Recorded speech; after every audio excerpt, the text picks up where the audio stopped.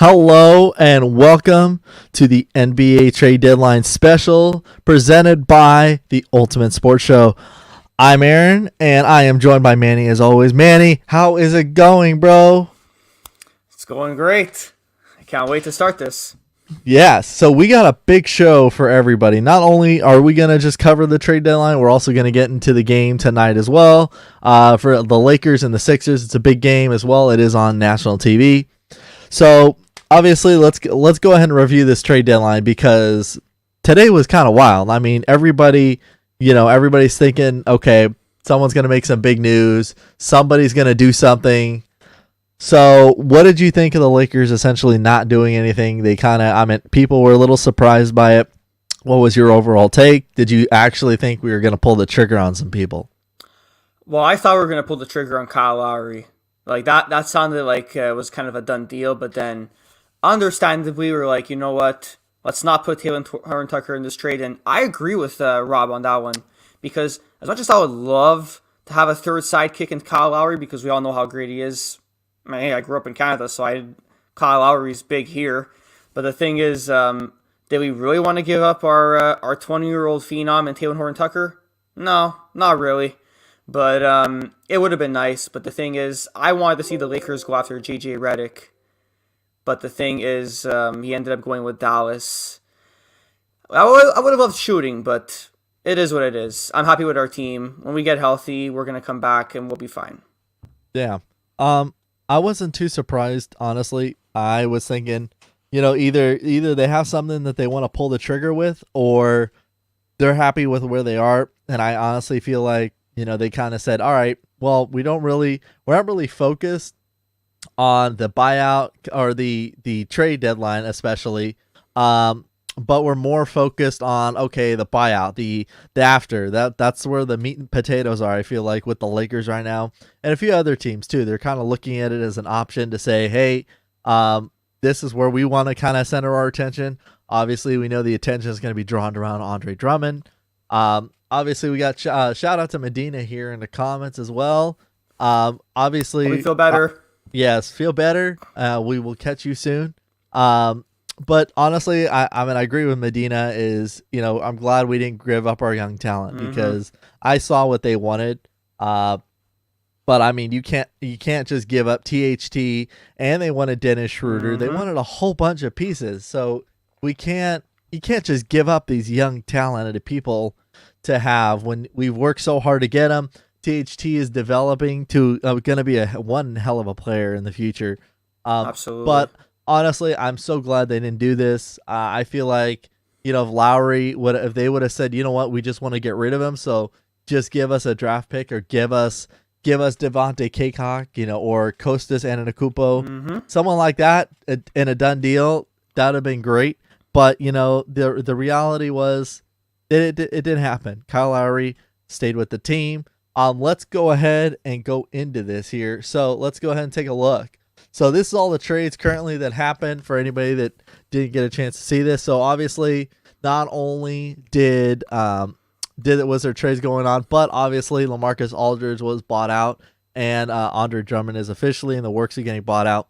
But what are some of these trades today, Manny, that stood out to you? Who was the other teams that impressed you with some of the moves they did? Obviously, Warriors traded away some pieces, and there were some rumors that Danny Green might have gotten traded to the Warriors. I don't believe that trade happened, but obviously the Pelicans trading JJ Redick and Oladipo getting traded too. I was pretty shocked, but I was surprised it was Miami. Honestly, I was surprised too at the Victor Oladipo trade because I thought that was going to be the first news we were going to hear today because there was just so many rumors on Twitter, so many rumors about TV that Oladipo's gone.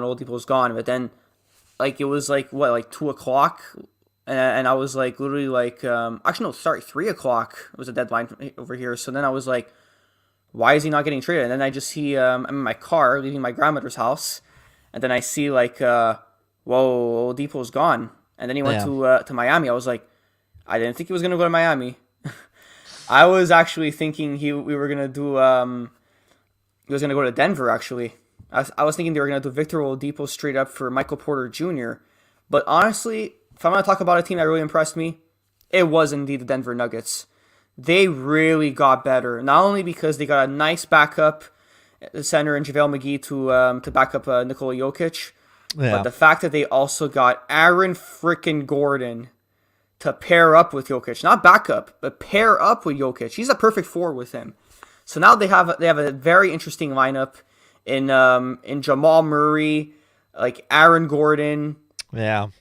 They gave up Gary Harris, but Gary Harris hasn't really been all that much in the past few years, and they had to give up RJ Hampton. But the thing is, to get a guy like that, you have to give up at least one young asset. But for our Lakers, I'm just happy we didn't give up THT because THT is our future, and he's younger too. RJ Hampton's like what, 21, 20?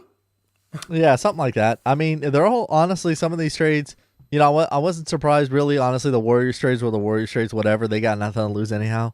But honestly, I was pretty surprised with the moves the Nuggets made because wow, like honestly, JaVale McGee too, going back to a team that he was on. I mean, he started with the everybody forgets like he was with the Nuggets, I believe. Like, correct me if I'm wrong, Manny, but I believe he was there for Melo's like last 2 years there too, right? Yes, he was. So Shaq the fool. Yeah, right. So honestly though, I wasn't surprised. Obviously Raptors keeping Lowry, Oladipo getting traded. Obviously I wasn't surprised there. There's also rumors floating around that says Avery Bradley might get bought out by the Lakers as well, which would be great because they could do that because he hasn't been with the team. So that is a way for the Lakers to acquire somebody that they had previously on their team because he actually left. So it's not like he actually was any part of any trades. I feel like honestly with Avery Bradley, if he's available, I feel like that's actually not a bad choice because he gave us great perimeter defense. Our defense was on point, and obviously, if he was there during the bubble and he felt safe about it, we probably wouldn't have had J.R. Smith, who didn't do a whole lot. But honestly, I feel like it'd go either way. Yeah, absolutely. I mean, I would love to have Avery Bradley back. I felt bad for him last year that he couldn't join the bubble, but because he would have been an immense help for us in the championship run. I know we won the championship either way, but he would have had an interesting spike in that because people forget that before we joined the bubble, there was we had a game against the Clippers before the shutdown, and he had like what 22, 23 points with LeBron AD. He was like the third highest scorer on the team that game. So he would have really helped us out, and also his defense as well. I'm glad you brought up his perimeter defense because he has one of the best perimeter defenses I've seen in a long time from on the Lakers. He looked really, really good, and it would help us out right now because yes, our defense is number one or number two, but now with AD, it's suffered tremendously because we don't have anybody to guard in the paint, and it hasn't looked very good. So I think Avery Bradley we should really look at him and we should sign him, and also whether it's Andre Drummond, whether it's Hassan Whiteside, whether it's LaMarcus Aldridge, we would like to have a backup 4 or backup 5 to help our size a bit because, as much as I love Montrezl Harrell, we all know that he's undersized. We need help. If I mentioned in the post game that I'm not the biggest fan of Drummond, but Pelinka, I'm giving you the green light. Go get Drummond because we need it desperately right now. Yeah, obviously, that's the case. We'll see what happens with that. But are you surprised now? Like, let's get in the other teams. Obviously, we got to talk about the low ball side of the other teams, which was the Clippers trade. The Clippers trading away Sweet Lou, or Lemon Pepper Lou, whatever they call him there over there in Flipperland. But what do you think of the Clippers actually trading for Rondo? I was kind of surprised they gave up Lou Williams because I guess I didn't look at his stat from last night, but he went off, I guess, and he had one of the best games he's had in a long time. So are you surprised they actually went this way? And I feel like this hurts their team now. Oh, it absolutely does. I mean, I'm happy for them. I don't like the Clippers, but I'm happy for them that they actually have a playmaking point guard in Rajon Rondo because I'll be honest, I brought it up to Clipper Darrow a bunch of times that they need a point guard. But I'm surprised at one thing, Aaron, is that they got rid of Lou Williams. Isn't he like their go-to shooter off the bench? Like, and you need defense and shooting and depth to win a championship. Clippers are not going far this year. I'll tell you right now because that's going to hurt them. And funny thing is, I don't know if it's appropriate to say on the show, but he went back to Atlanta, and we all know what he did in Atlanta, and he exited the bubble last year. So that's going to be an interesting thing for them to deal with. Yeah, I mean, honestly, in the end of the day, it's basketball and it's a business decision. And Ballmer and the front office basically was like, we want to make a move here. We don't see a reason to keep him anymore. Now, I feel like on the other hand, it hurts the Clippers, but it kind of does help them a bit because they haven't had a point guard since Chris Paul left. So they actually get more of a traditional point guard back to their team. It will help them out. Obviously, a little biased because of Rondo now playing for both LA teams, which you know what? You don't know if this is his last year or not. But, I mean, it helps them in a sense that they'll have a point guard that can actually run their offense and stuff. But they have, obviously, I think he'll do well. I think he will blend in well with Paul George and Kawhi. I mean, why not? Like, you have a chance to play with the superstars even more to come after LeBron and the older guys leave. But he has a chance, and that's all that matters. And obviously, wish him nothing but the best. And I feel like it's a win and a loss for them at the same time. Absolutely a win or a loss. I was just about to say that absolutely because it's a win because, like I said, they need a playmaking point guard. That's what they've been lacking with Kawhi and PG. But the thing is, they lost a great shooter in Lou Will. I still think in the offseason they made a big mistake losing Landry Shamet.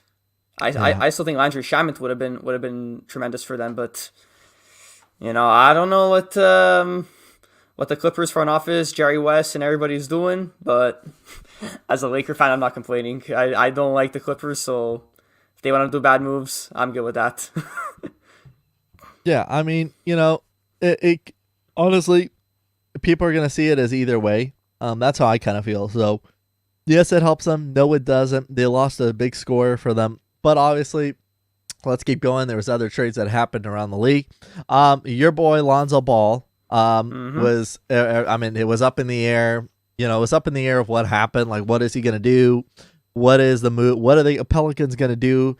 Obviously, trading JJ Redick, they did that. They made the moves. But are you surprised that Lonzo didn't get traded, or do you think that they actually are still believing in him and what him and Zion and BI can do?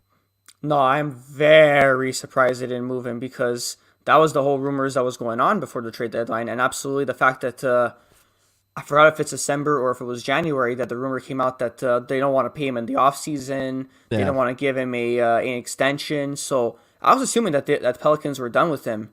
But then I'm finding out that the Bulls are interested because I'm like, look, Chicago, they made a big trade. Shout out to the Bulls. They made a big trade to get Nikola Vucevic. He helps their front court tremendously. Imagine watching like Lauri Markkanen and Nikola Vucevic. That's going to be an amazing front court. And people are saying like, are they going to make like an exciting young big three? I mean, Vucevic is not young, but like Levine and Lonzo are like between like 25, 26 years old. They're between there. So like that would have been nice if they got Lonzo because I feel like that brings a bit of relief off Kobe White because Kobe White, from what I see, he's not a starter. He's more of a guy that could be your sixth man.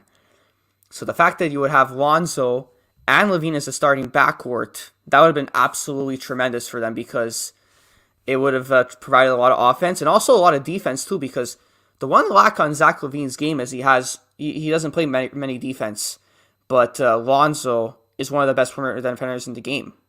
People see Lonzo as number 2 pick and they're like, oh, he's a bust. He's not a bust at all, guys. Like you can't just look at scoring in the NBA. You got to look at passing. You got to look at rebounding. You got to look at steals. You got to look at blocks, and you got to look at if they're providing on defense.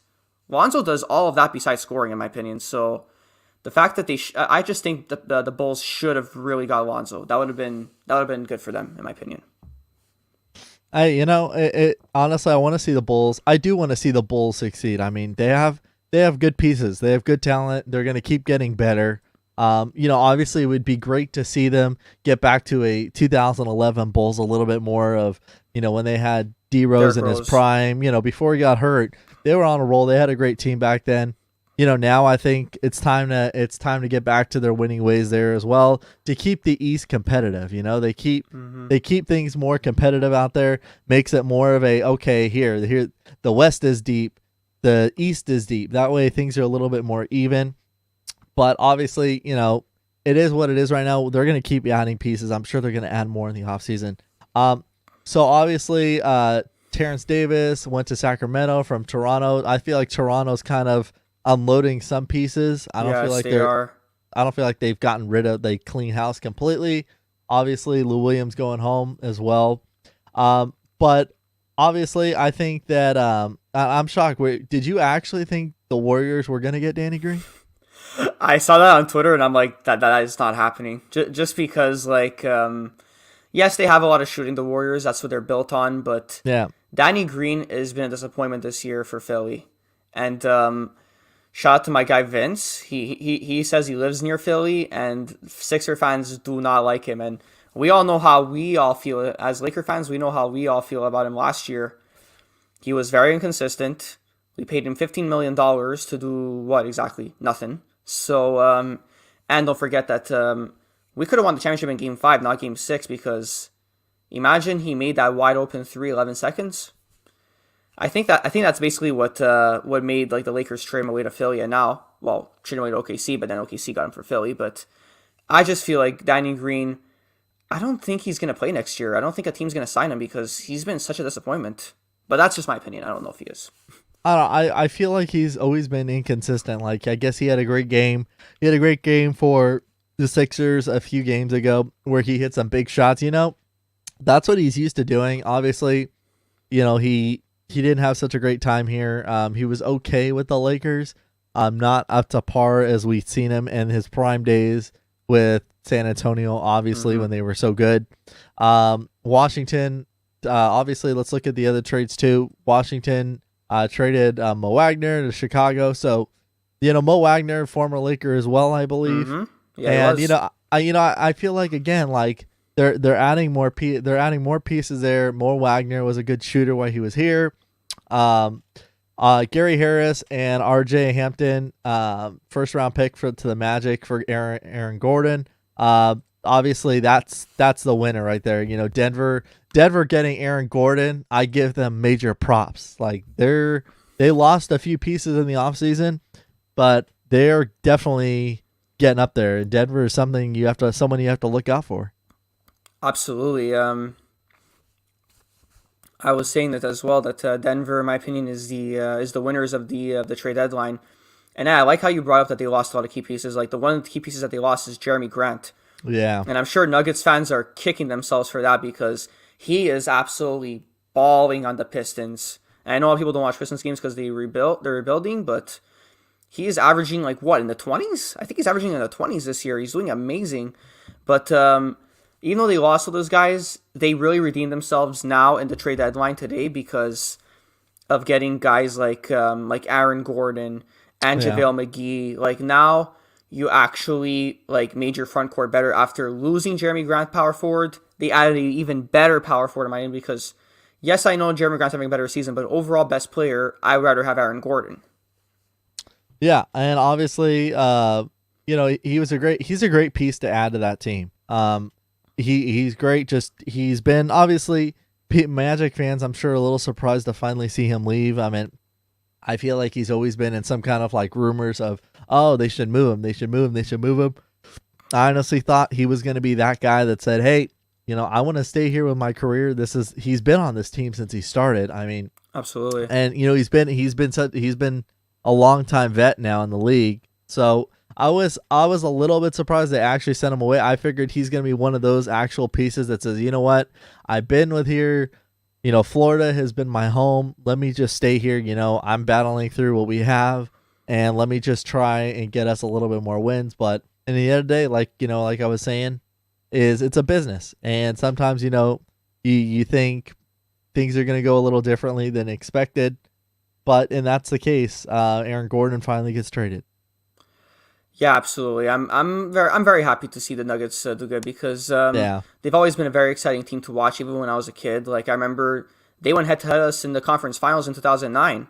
like if you're an OG Laker fan like me and Aaron, you guys like I'm sure you remember the Kobe and Melo finals, the conference finals there. It went to 6 games and it was a hard fought series. So I want to see the Nuggets do good again. Like they like I don't have a second favorite team. I don't have a third favorite team or like that. But I never hated Denver. Like if there's a team that I like to see do good besides the Lakers, one of them is Denver. Yeah. Are you surprised about Evan Fournier?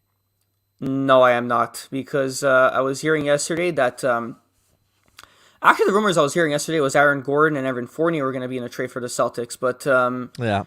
but the thing is that Evan Fournier was in the news for the rumors, and I'm not surprised to see him get moved because he's actually a very good shooter. I would have liked him on the Lakers. Like I didn't even know he was on the move until yesterday. Originally, I wanted JJ Redick, but a guy like Evan Fournier can really help your team even off the bench. Like you could do like two scenarios basically. You could either start him at the 2, or you can put him at the bench as your 6th or 7th man because he's such a spot up shooter and he takes a lot of high percentage shots. So if you keep him open at the 3, it's basically danger for you because he's gonna absolutely Irish spring green those shots. Yeah. Obviously he's a great piece. Another underrated performer. I know we like to Manny. You like to mention that about, but there's specific guys that are been underrated since they come in the league. Until they're like probably 6 years in the league or so, 7 years in the league or more is when people actually finally start getting the credit that they deserve. I feel like Fournier could give believe he got traded to the Celtics. So, Yes, Boston. he's going to help them out. Obviously the Celtics need help. The record Mm-hmm. hasn't been terrific. They've been banged up a lot. They've been going through some on and off problems with the team. Do you think this is going to help them out? Do you think the Celtics do you think they actually have a legitimate shot to make it possibly the Eastern Conference Finals? I mean, I'm a diehard Laker fan, so I despise Boston. I hate the Celtics, but the thing is, and I'm not talking as biased. I'm talking about it as a realistic fan. They do not have a shot. I'm sorry.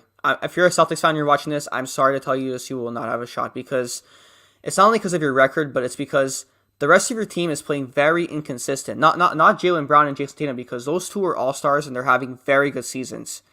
It's the pieces around you that I got a lot of questions about. I'm not the biggest fan of Kemba Walker. I don't think he fits your team very well if you're watching this and you're a Boston fan.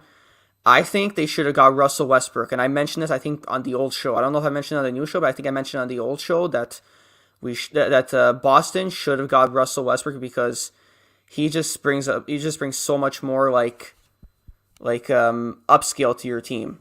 And think about how dangerous scoring wise. I don't know if it'll work defensive wise, but scoring wise is what you need because you're not taking a lot of shots. You're not scoring a lot of points. Westbrook, Brown, and Tatum would be such a nasty 1, 2, and 3, and that's what I think Boston screwed up on. They should have got Russell Westbrook.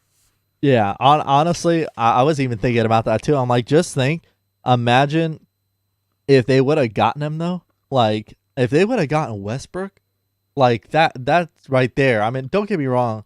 Like, he got traded to the Wizards, In the offseason. and he's got a new season, new team, whatever. But I feel like, man, like if Boston actually got Westbrook, I feel like that would have helped them immensely too. Not only with Fournier, but they'd have more pieces to build around. Oh, absolutely.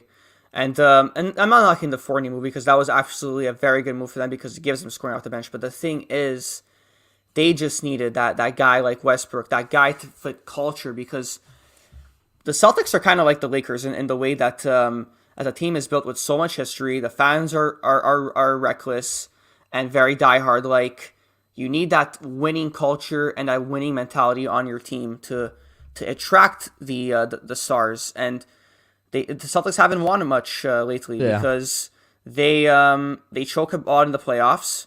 I think they should have beat Miami easily in the conference finals. I feel like we should have had Lakers and Celtics finals back rematch of 2010, but they choked, and they choked also in 2018, 2017. Like, it's not to knock Brad Stevens. I think he's a good coach. I just don't think he's made for the NBA. I think he's made to be NCAA college coach. I think he's better for that job. Exactly. So that pretty much, I mean, it pretty much does it with what the main trades that happen today as well. But let's talk about the buyouts real quick too. Let's get into the buyouts a little bit, and at the end of the show, towards the end of the show, we'll get into the Lakers game as well. Also, got to get into the Miami Portland game that's going on as well on TNT right now. But buyouts, like, obviously, besides Andre Drummond, who else do you expect? Whether it's the West or the East, who do you expect other teams to go after through the buyout market? Who would be your top two? Oh, now I've heard that. Well, not now, but like a few hours ago, that Jabari Parker as well is being released by Sacramento. He was a former number 2 overall pick. I know he didn't pan out that way, and he's defensively he's not the best player in the world defensively. But I feel like he would help a team's depth, because if there's a team out there, I couldn't tell you what team out there is lacking a 4, but if they're lacking a backup 4 as well, because I don't think he would be good starting, but as a backup, I feel like he would bring a lot of space to your franchise. Like he would be able to space the 4 very well if someone wants to, if like a point guard or a shooting guard wants to drive in the lane. But the thing is that he could help a team out, and I know he hasn't been great, but he could help a team out very well. And also, what we talked about before, Avery Bradley. If we don't get him, there's a lot of other teams that could really get him because of his defense and his shooting. He's 3-and-D for a reason. When you're a 3-and-D player, like it just means so much. It just means so much in the NBA, because that's what people need in the NBA today. That's what the NBA is built around. It's built around shooting and built around defense. I know the Golden State Warriors played a big part in that, revolutionizing the game, but that's what the NBA is like. And if you don't have that on your team, it's going to be very hard to win games because of the shooting and the defense lacking in your team. Yeah, exactly. I mean, honestly, you hit it right on the hammer. I definitely see people moving around. Obviously, Bradley and Drummond, I see those as a possible options, at least for the Lakers as well. I can also see, I don't know, maybe if the Clippers wanted to go out and grab somebody, they can go out and grab somebody, if maybe a guard or someone else that can help them out with shooting. I feel like now they're going to lack that part of their offense. I feel like their numbers are going to drop substantially. So I feel like there's some teams around the league that didn't do anything. Like, obviously the Lakers didn't do anything.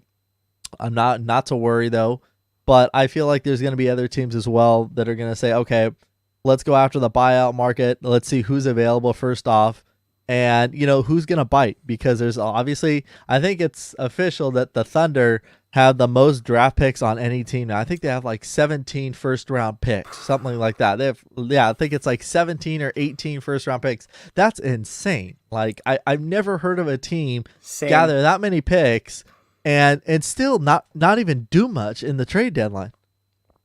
You know what's even crazier, Aaron, on that one? Yeah. They don't only have 17 first, they have 17 second rounds as well. That is insane. That's absurd.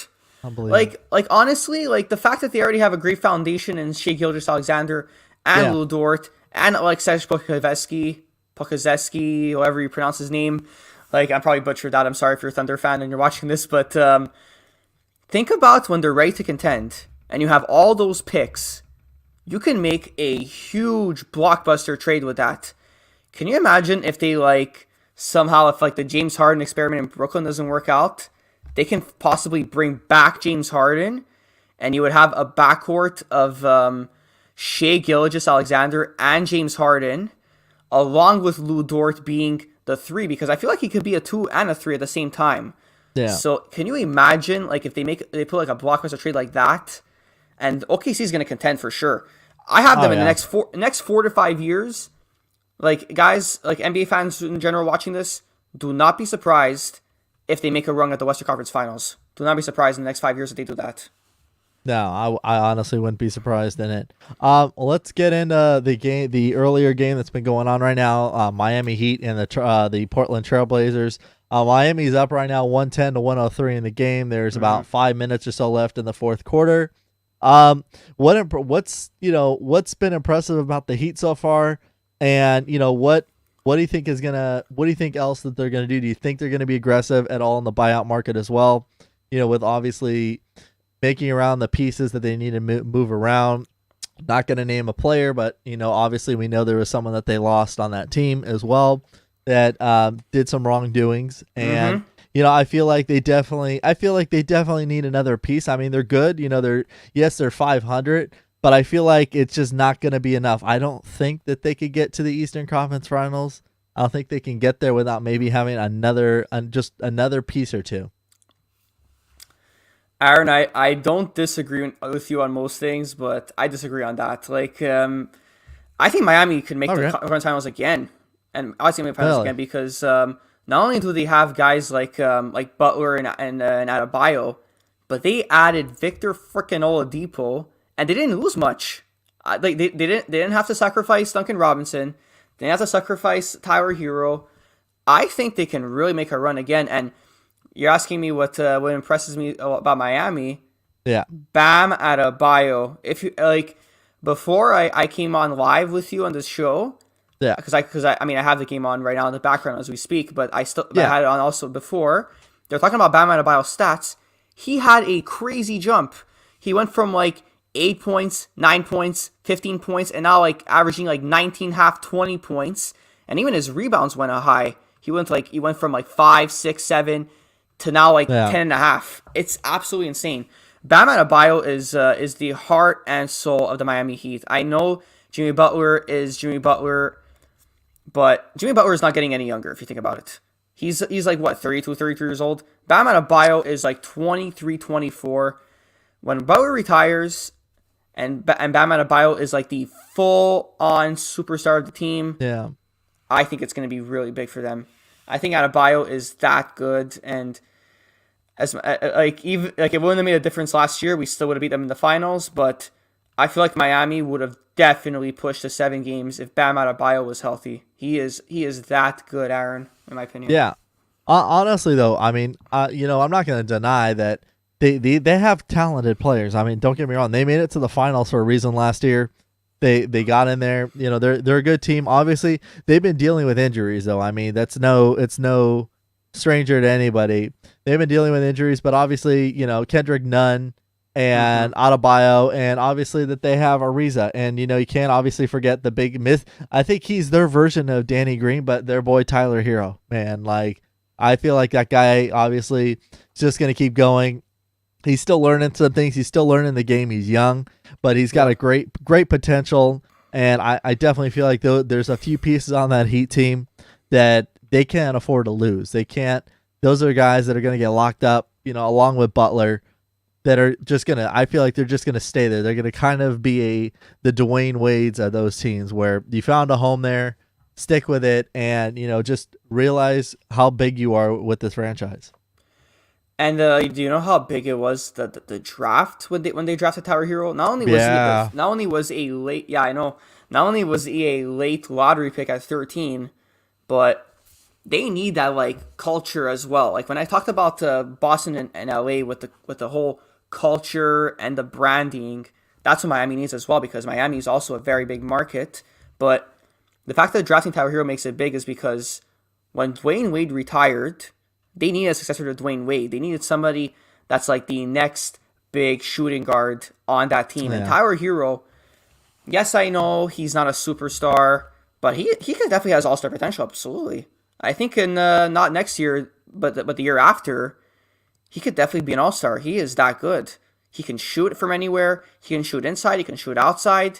He can pass, and even rebounding. He's not that bad at rebounding either. Adebayo and Hero are the cornerstones of their future, and if I'm Pat Riley, I hold on to those guys like for dear life. I hold them onto them like a seatbelt. I'm not losing them if I'm Pat Riley. Honestly, though, let's get into the Trailblazers because I mean, obviously, we got to talk about Dame time. We're gonna talk about Portland, then we'll get into the game tonight, Lakers and the Sixers. But let's talk about Portland real quick here. Obviously, they're getting their pieces back. They've been dealing with injuries. Obviously, Nurkic has been one of their big pieces that have been injured. but I mean, let's just talk about what kind of year Damian Lillard's having. I mean, he's putting up numbers that are just insane. Like he kind of reminds me of like Kobe Bryant's, like I think it was like what was it, 10 in a row or something, 10 like 50 plus point games that he had in a row. 2006. Yeah, 2006. And he just reminds me a little bit more of the Mamba now because he's just clicked in. Like he just got the shooting, he's got the passing.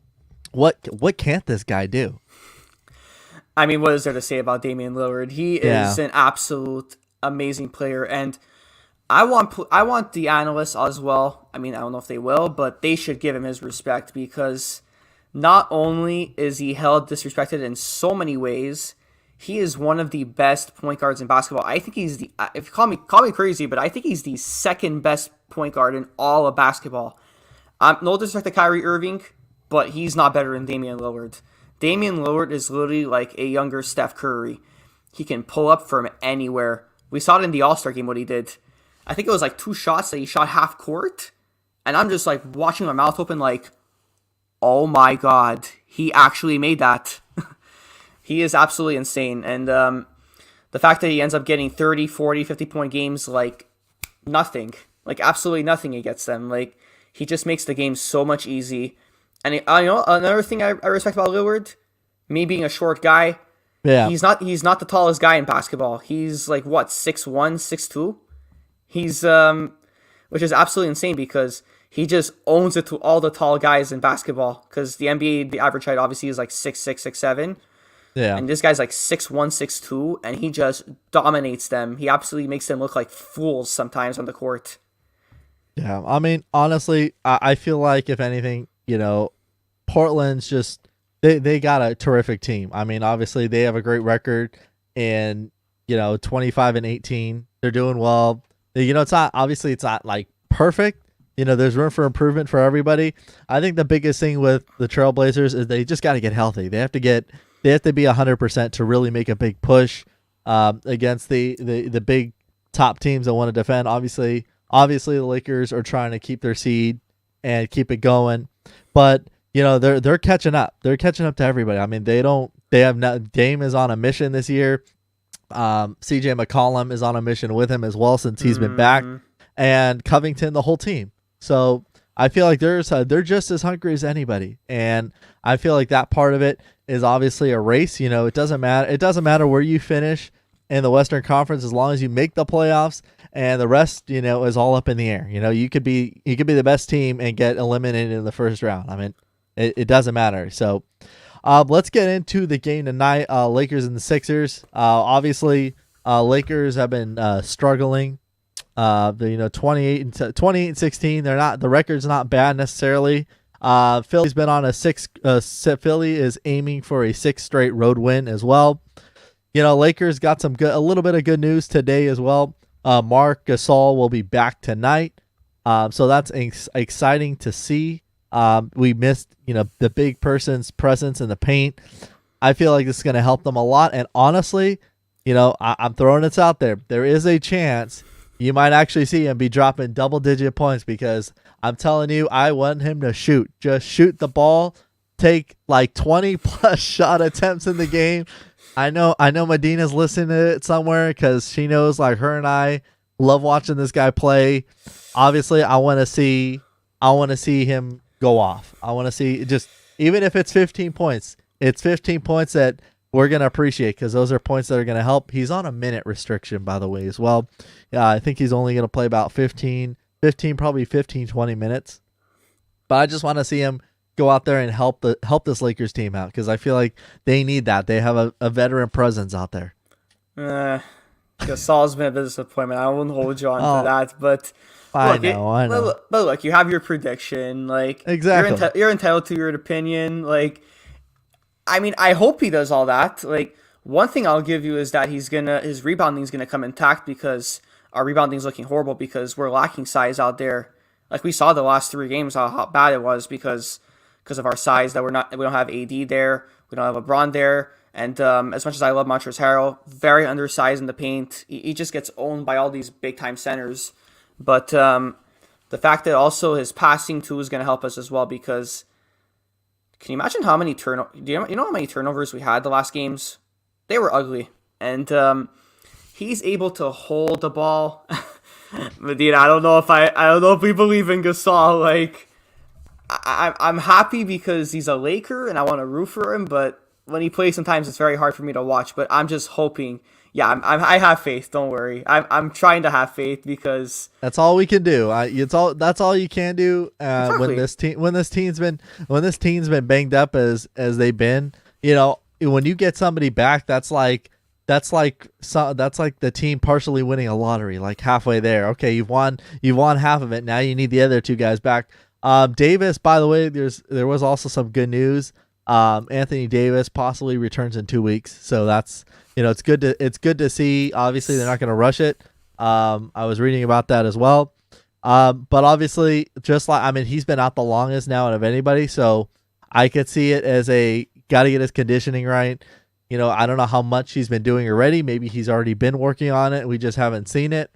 But when AD comes back in about 2 weeks or so, man, at least having Gasol and Davis, I will feel better about this team. And obviously, whatever happens in the buyout, I'm going to feel happy with because Lakers are going to make a smart move.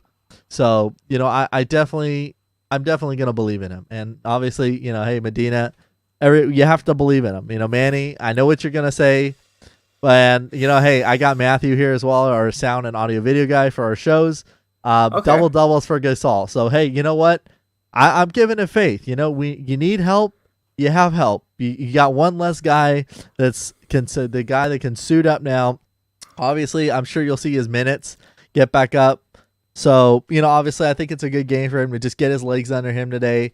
And hopefully he stays healthy. And I'm sure, obviously it's been going around that Lakers are going to be getting a vaccine. So I'm sure they're going to start giving it to some of these players that want it.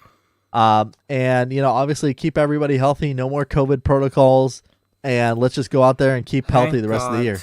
Yeah. Thank God without that. And I'm glad you brought up that because I heard that yesterday when I was in the car. My family were doing stuff there. And I see a notification that we're going to get the Johnson & Johnson vaccine.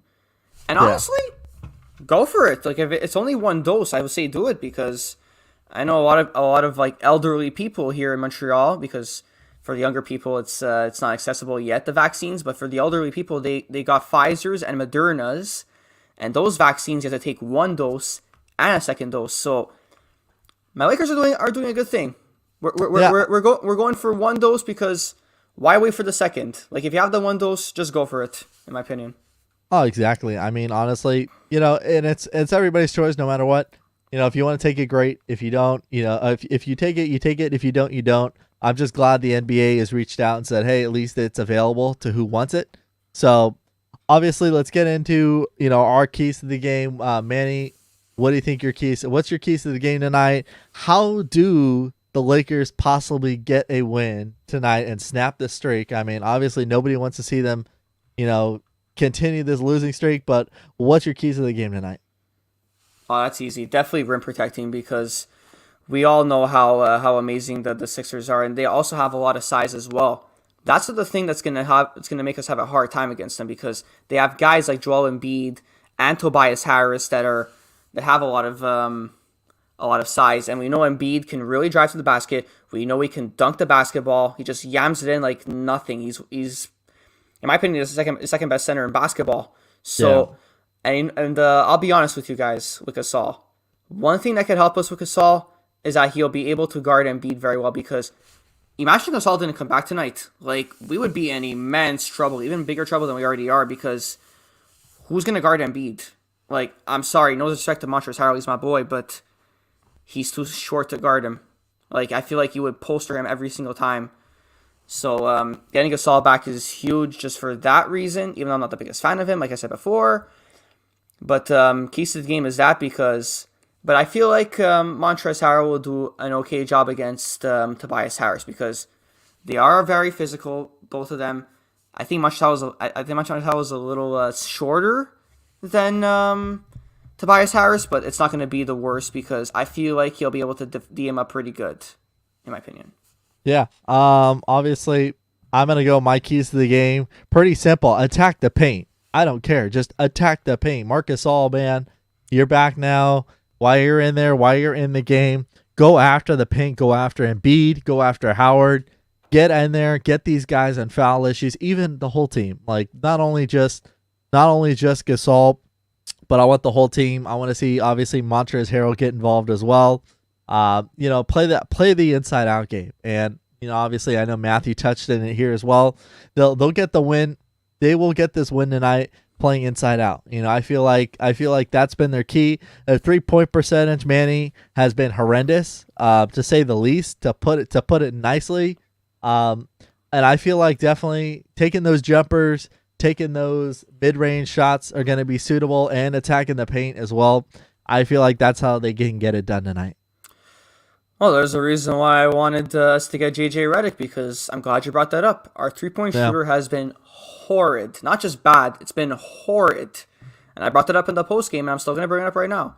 Yeah. JJ Redick, Rob, I don't know what you're doing, but you should have at least did, like, for example, KCP and like a second or two to get JJ Redick, because he's on an expiring deal. It wouldn't have costed a lot of assets to get him, and as well as Evan Fournier. But I trust in Pelinka. I know he's trying to play it safe. Yeah. Which is good. But I just think we should have got shooting, because I'm glad you brought that up, because the shooting has not been great. Like there's a few games this year where we shot like 29 or 31% from three, which is unacceptable in my opinion. Oh yeah, I mean honestly, he's just been, he's been great. He was great. He was great with the Pelicans. I'm shocked they didn't do a lot of different moves. But in the end of the day, it's a business, and you got to go with what you trust. And Pelinka, I think Pelinka just kind of sat also with LeBron, AD, and Vogel, and just kind of said, hey, like, should we really pull the trigger on this? Is this make sense to do? And obviously, THT has been the talked about subject here.